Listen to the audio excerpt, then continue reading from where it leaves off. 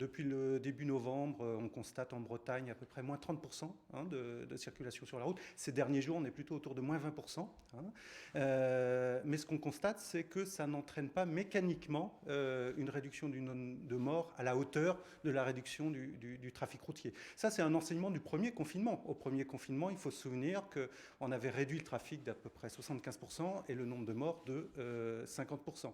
Si on regarde les chiffres en Ille-et-Vilaine, par exemple, sur ce mois de novembre 2020, on est quasiment dans les mêmes niveaux que l'année dernière, en 2019, alors qu'on a subi deux confinements. Donc effectivement, la mortalité sur les routes ne suit pas le niveau du trafic routier qui est pourtant réduit avec les questions de confinement. Comment vous l'interprétez? Ça veut dire moins de conducteurs, mais des conducteurs qui ont des comportements plus à risque? Ça veut dire que dans ces périodes-là, il reste, voire il apparaît des comportements à risque. Un des comportements à risque que l'on voit réapparaître fortement, c'est la question de la vitesse. Alors, c'est pas neutre parce que la vitesse, c'est le premier facteur d'accidentalité. C'est un facteur en plus aggravant dans tous les accidents de la route.